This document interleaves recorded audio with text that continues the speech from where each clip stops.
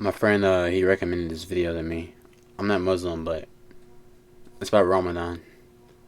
Actually almost here, subhanAllah. I feel like Ramadan just comes by quicker and quicker every year. It does not feel like 11 months since the last Ramadan. But if you clicked on this video, I know that you care about yourself. You don't want to waste this Ramadan. You don't want it to have just come and gone and nothing really changed. Maybe you wasted the last one, or maybe you just don't know the importance of Ramadan to begin with, but something in you wants to change, and that's why you're here. Growing up, I honestly didn't really look forward to Ramadan. In fact, I kind of dreaded when it would come. For me, I looked at Ramadan as 30 days where I was going to be starving and exhausted and have to go to the masjid with Baba at night and stand in prayer. It wasn't really something I looked forward to until, and I will never forget this day, I'm walking in the halls in school on the first day of Ramadan, and you know, I'm upset, I'm already hungry, and I see one of my friends and he looks so happy and excited, like he's pretty much jumping with joy. So I go to him obviously and I ask, what's got you? What happened? Like, why are you so excited? He's like, what do you mean? Dude, it's the first day of Ramadan. How could I not be excited? And I'm there thinking, subhanAllah, that is the same reason why I'm in a bad mood. And seeing him so excited, plus learning about some of the incredible benefits of Ramadan, got me really excited as well. And ever since then, I've looked forward to Ramadan every year. And inshallah, the goal of this video is to get you excited as well. The whole purpose of Ramadan is to achieve this sense of taqwa, or God consciousness. Allah tells us in the Quran, كُتِبَ عَلَيْكُمُ الصِّيَامُ كَمَا كُتِبَ عَلَى الَّذِينَ مِنْ قَبْلِكُمْ لَعَلَّكُمْ تَتَّقُونَ. That fast.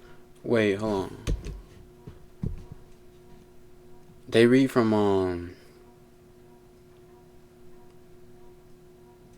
right to left.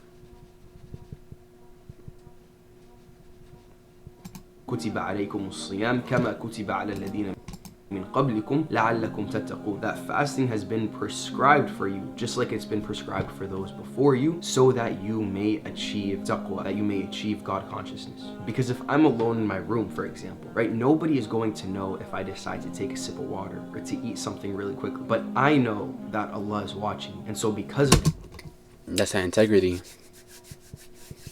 that, I refrain myself. And doing that consistently for 30 days builds piety, and it translates to other aspects of your life. So if an opportunity comes to look at something haram, I decide to lower my gaze because I've built that God consciousness. And those repeated acts of piety end up leading to this closeness to Allah. And that closeness to Allah leads to this feeling of peace that you really can't describe. You only know it if you felt it before. Everything could be going wrong in your life, but internally you're unshaken because you just trust in Allah. You have that connection now where you know that Allah is going to take care of it. One of my favorite quotes is by Abu Hanifa, where he says that if the kings and the royals knew of the happiness and richness that we were in, they would send their armies with their swords to take it from us. And the interesting thing here is that this richness that he's talking, armies with their swords to take it from us.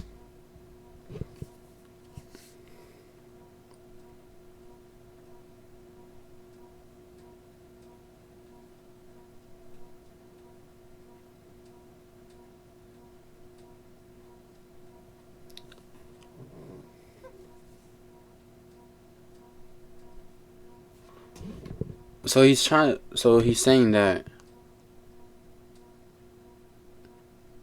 if they knew the richness in their like mentally, like mentally they will want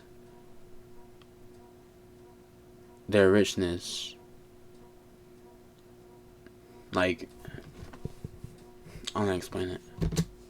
And the interesting thing here is that this richness that he's talking about, I mean, these are desert Bedouin Arabs. They do not have money, right? This richness is that connection to Allah, that peace that you feel. Having that is more valuable than anything that this dunya can contain. And honestly, you see it with a lot of the royalty and the kings and the celebrities of our time. They can have all the money in this world, but you find that they're addicted to drugs or they're depressed because there's this fundamental core aspect inside of them that's missing, and that is a connection to God. That peace isn't there. أَلَا بِذِكْرِ اللَّهِ تَطْمَئِنُّ الْقُلُوبُ. That it is only in the remembrance of Allah that hearts find rest. Ramadan is a month where the doors of Jannah are open and the doors of hellfire are closed. It is a chance for you to be permanently banned from hellfire, never to enter it, because the Prophet, peace be upon him, tells us that every single night in Ramadan, Allah handpicks a group of his servants and says, hellfire has been made haram upon you. So every single night in Ramadan is a chance for you to be banned from hellfire. It's also a chance for you to be forgiven of all your sins. The Prophet ﷺ tells us that whoever fasts Ramadan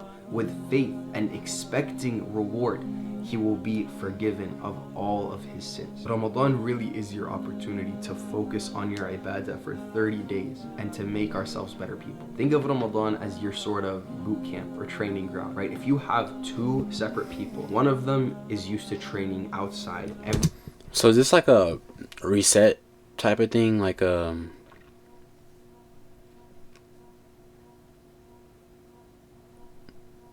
refresher brain and body type thing?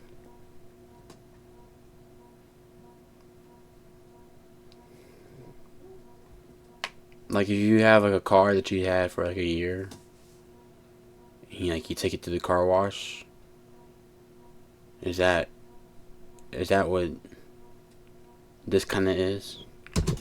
Every single day, whether there's rain, snow, shine, he is out there, he's putting in the work. And then the second guy is used to going in to work in his room temperature office with his suit and his cup of coffee, sitting at his desk. If you were to take both of those people and throw them out into the rain, right, who is going to suffer more? Who is going to be better off, right? The first person is already used to those conditions because he trains in those kind of conditions every single day. So he is not going to suffer at all, while the second person is going to find it miserable because he's been pampered, right? His conditions are very easy. So in these 30 days of Ramadan where you are pushing yourself, you're fasting, you're reading Quran, you're going to the masjid, well then now you kind of get used to doing that much. And so what Allah asks for outside of Ramadan is so much less than that. So now you're already kind of used to it and it's easier. You have been able to train your nafs to submit. And that is the main focus in Ramadan. We want to train our nafs. Personally, if you've seen my other videos, I'm a huge advocate of, going to the gym, keeping your body healthy. But in these 30 days of Ramadan, I do not go to the gym at all because that is not the focus, right? Those 2 hours that I could spend in the gym, I could and I should be spending them reading Quran, right? Doing something that'll lead to more benefit and more reward in Ramadan. So that really is the priority. We want to get closer to Allah, and those are some of the benefits that you will get from this month, but you are not going to have them if you don't prepare accordingly from now. You can't keep the same sort of habits and lifestyles and then just expect all of a sudden on day one to just flip a switch and now you're just super sheikh mode, you're dialed in. That's not how it works. We're gonna focus on 5 things that you can start from now that'll help you prepare and make the most out of Ramadan. The first and most important one is to get rid of bad habits. I feel like this is probably the least talked about. But that goes for everybody. Getting rid of bad habits. That should be on everybody's list. But it is the most important because all of the deeds that you do in Ramadan are great, right? You're fasting, you're praying, you're reading Quran, you're making extra dua. But then if you have these sinful habits that you carry into Ramadan, right? You're listening to music, you don't properly lower your gaze, you curse, it's going to spoil the deeds that you do and it might ruin the reward that you would have gotten from Ramadan. One big misconception is that we think fasting is just fasting our stomach from food, but realistically when you're fasting, you're also fasting your eyes from looking at anything haram. You're fasting your ears from hearing anything haram. You're fasting your tongue from saying anything haram. Not taking care of all your body parts could spoil your fast. Umar Sulaiman would always say, an ounce of prevention is better than a pound of cure. We want to make sure that we are preventing these things before Ramadan even starts. Ramadan is supposed to be the spiritual experience that you haven't felt before. But it's really hard for that to happen if you haven't already worked on yourself prior, right? If you haven't battled and trained your nafs and really tried to stop the bad habits that are taking you away from Allah. So put in the effort beforehand and make dua. Those two right there, that is a deadly combo put in the effort and make dua. Do those two and inshallah you should be good. The second thing you want to do is to pray all 5 prayers. Everyone's journey with prayer is different, right? And I totally get that. But Ramadan really is that month in the year where you really want to push yourself, especially when it comes to salah. You want to make sure that you are not missing a single prayer this month, that you have a completely clean slate. So if you're used to praying 2, 3, 4 prayers a day, really put in an effort from... How's that work? Like, do they just like... Do they have like a set time for prayer, or do they just like do whenever they feel like they need to throughout the day? Now to pray all 5. And if you're already praying all 5, then start to get in those sunnah prayers as well. You need to also make it a point to start praying Fajr and or Isha at the masjid, especially if you're a guy. You're already gonna... In this prayer for them, like...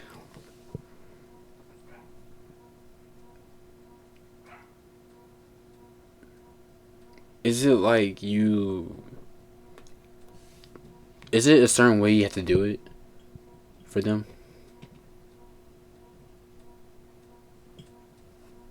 Be in the masjid for Isha because of Taraweeh, and then you really should be trying to pray Fajr in the masjid during Ramadan. So starting those from now are going to make it easier once Ramadan comes. I remember one Ramadan in particular where, because we would go and pray Taraweeh every single night, after Ramadan I was already so used to going to the masjid for Isha that I was able to keep that habit, right? Almost every day after Ramadan I would go to the masjid for Isha, and so Ramadan actually helped me kind of start that habit, and it's something that is really important, especially if you understand the reward of it. The Prophet ﷺ told us that whoever prays Fajr in Jama'ah at the masjid, right, it'll count as if he has prayed half of the night in prayer. And then if you also pray Isha at the masjid, it counts as the other half. So if you're able to pray Fajr and Isha at the masjid, it will be the same reward as if you prayed the entire night. The third thing you want to do is read some Quran every single day. Obviously, one of the most common goals during Ramadan is to complete a khatm, right? To read the entire Quran. Some people do 2, 3, 5, 10 khatms, mashallah. And we're all going to be busy with work, school, family, all these other responsibilities. So don't let your Quran slip through the cracks. You need to make it a priority from now because it is one of the most important things. Hey, do they have like English translated copies, or like do they have to like learn the language in order to like be able to read it? To do in Ramadan. So find times now where you can read some Quran so that you're used to it when Ramadan comes around. Because reading Quran, especially in Ramadan, is one of the biggest ROIs that you can do. If you didn't know the reward that you get for reading Quran, I mean, every single... I know some people that can recite the whole thing. Just start like saying it just from memorization. It's crazy, think about it. Letter, not word, but letter that you recite is 10 hasanat. So for me to say Qul huwallahu ahad, which I think is about 12 letters, that is 120 hasanat just by saying Qul huwallahu ahad. And then in Ramadan, everything is multiplied. So we could be talking about thousands of hasanat from saying Qul huwallahu ahad. So now imagine reading an entire page or an entire juz or the entire Quran. That is billions of hasanat. So make sure you're prioritizing reading Quran from now. You do not want to miss out on that reward. The fourth thing we can do is to fast Mondays and Thursdays. Obviously, as we know, you kind of have to fast. It's off topic, but the shirt he wearing is lucky. It looks good, not gonna lie. All 30 days of Ramadan, and one of the best things you can do to prepare is by fasting before Ramadan, so that way your body is already accustomed to it. The Prophet would fast in Sha'ban, which is the month right before Ramadan. He would fast in this month more than any other month, not including Ramadan, of course. But it just goes to show how much importance the Rasul ﷺ would put on fasting before Ramadan. Never mind the incredible reward that you get from fasting. The Rasul ﷺ told us that whoever fasts one day for the sake of Allah, Allah will distance his face away from the hellfire for a distance of 70 years. And this isn't even a fast in Ramadan. This is just a normal sunnah fast. Allah also told us that every deed of the son of Adam is for him except for fasting. فَإِنَّهُ لِي وَأَنَا أَجْزِي بِهِ. That Fasting is for me, and I will reward for it. So Allah is saying that your reward for fasting is kept with Him, and He will reward accordingly on the Day of Judgment. One thing you can do to help with this is to reach out to friends or family and encourage each other to fast together. If you send a message to your group chat saying who wants to fast with me on Mondays, I'm sure you'll get at least a couple people. And having that kind of brotherhood or having those people with you is going to make it a lot easier than just doing it alone. The fifth and final thing that you need to do is to be disciplined in your sleep schedule. If you want to make the most out of Ramadan, you're going to have to pray Tarawih at night. You're going to have to wake up early to pray Qiyam and Fajr. If you are not disciplined in your sleep schedule, one of two things is going to happen. You're either going to suffer or you're not going to make the most out of Ramadan. One of those is definitely going to happen. And don't get me wrong, I understand that one of the best things about Ramadan is the post-Tarawih moves with the guys late at night, grabbing some food or just hanging out. And I'm not telling you to not do, well, I kind of am telling you not to do that. You need to... Wait, so they can eat, but it's at a certain time? Because that's some food right there. That's some food and drink. So I'm gonna assume they can eat, but like it has to be like a certain time. Maybe. Out. And I'm not like, they can't just like eat whenever. telling you to not do, well, I kind of am telling you not to do that. You need to find a balance, right? You need to find a balance. Ramadan really is your month to elevate your worship and to strengthen that relationship with Allah. You don't want to be socializing too much, especially if it's affecting your sleep schedule. I think what I'm mainly talking about is all those useless hours that we spend at 2 in the morning just watching TikToks or YouTube videos. There's more purpose and potential in Ramadan that you're really missing out on if you're just spending time doing that kind of stuff. You have to be so incredibly productive and diligent with the time that you have in Ramadan, because this Ramadan could be what gets you into Jannah. You may not get another Ramadan. How many stories do we hear of people that pass away a week before Ramadan, a day before Ramadan? They thought they were going to make it. And that's why we say the dua, Allahumma ballighna Ramadan. Ya Allah, allow us to see Ramadan. But you need... Yeah, tomorrow's not promised, man.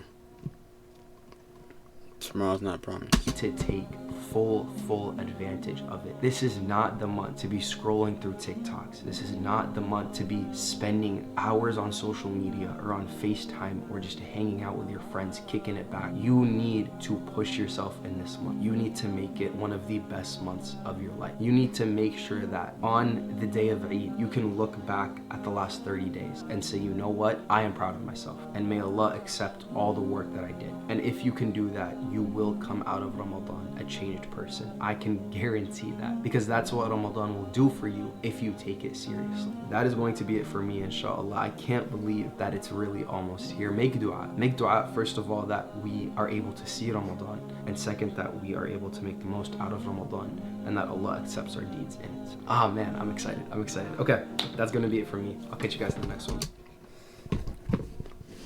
Well, that was very informational. I still wonder, like, about the food situation. Like, I guess it's just eat, like, at a certain time, maybe.